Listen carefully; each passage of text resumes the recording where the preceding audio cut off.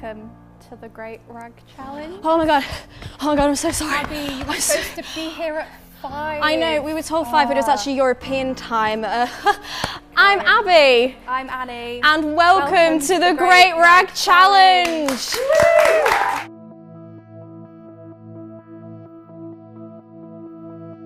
RAG stands for Raise and Give, and RAG Week is generally a week for universities and students in the universities across the country to try and raise money for varying charities. What Dima Media has done for RAG Week is we created an event called the Great Rag Challenge, as every year we tend to do a marathon broadcast. What we did this year, we continued the theme of marathon broadcast but made it a little less radio heavy and a bit more TV heavy, and turned Demon TV into a live television station for 20 straight hours. We chose to support Mind, which is a mental health charity, and Coping with Cancer, which aims to help those and the families of those that are going through cancer treatment. Mind, obviously, being a charity that helps those with mental health issues, is a very prevalent thing at university. There are a lot of students and a lot of people on the organisational team of this event that suffer with mental health issues. So raising awareness and support of that is something that we all feel very deeply about. Coping with Cancer, I feel like, is a charity that everyone can relate to in some way. I feel like most people have known somebody or have lost somebody to cancer. So a few years ago, I lost my grandma to cancer. I was closer with her than I was with a lot of my family members.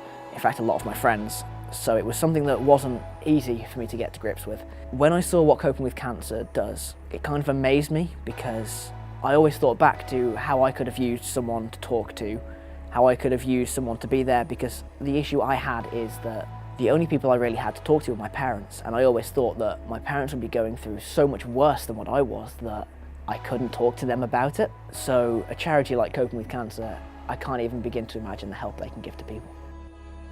The planning process was hard. There were several different ideas that we put out to our membership groups, and they chose to come up with an amalgamation of the two ideas. Obviously then, the people that came up with those original ideas started getting a bit defensive when we started adjusting and creating amalgamations and changing things around a bit, which resulted in a few arguments happening.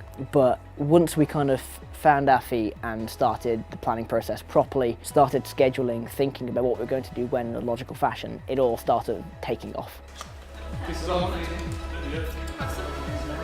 The uncertainty of the live stream nearly not happening was terrifying. I knew that being a figurehead, that people were going to look to me for answers and ask me why it wasn't going on, and look to me for certainty, but it was terrifying. It made it somewhat better that we very quickly figured out what the problems were, and I knew that each step we took we were getting closer and closer to actually starting. But the fact that we were getting so late and I already had people pushing me saying, "Is this going to happen?" was terrifying after the amount of work that me and mostly everybody else had put into this. I knew I couldn't let everyone down like that. A few in particular were thinking quite logically about the situation and were pushing me for what's the fail-safe, when do we call it. I think there were a lot of emotions going around and everyone was a little bit stressed out. 45?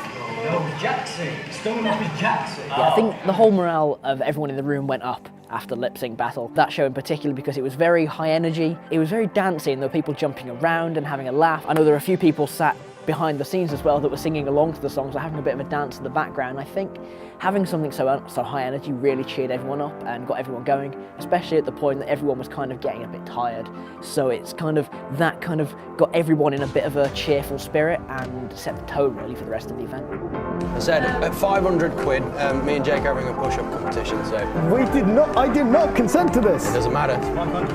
The high point of the live stream, I'd say, it's actually towards the end. When we started seeing the donation counter go up, we started to hit the high hundreds. We nearly hit 1,000, and approaching the end of the live stream, everyone had really pulled together, and it was almost like a sense of family, that everyone who had been there was smiling and laughing and joking, and we were kind of looking at what we had created, thinking this is a whole new standard we've set for ourselves, and that was quite endearing to me.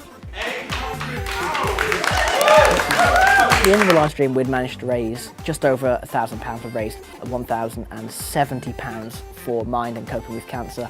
It's spectacular, seeing the journey that we took to get there, right from the original concept of sitting in a room trying to brainstorm ideas, trying to come up with an amalgamation of the ideas that we already had, bringing that forward into planning stages, planning shows, recording the shows, all the way through until actually seeing the end of the event. It was wonderful.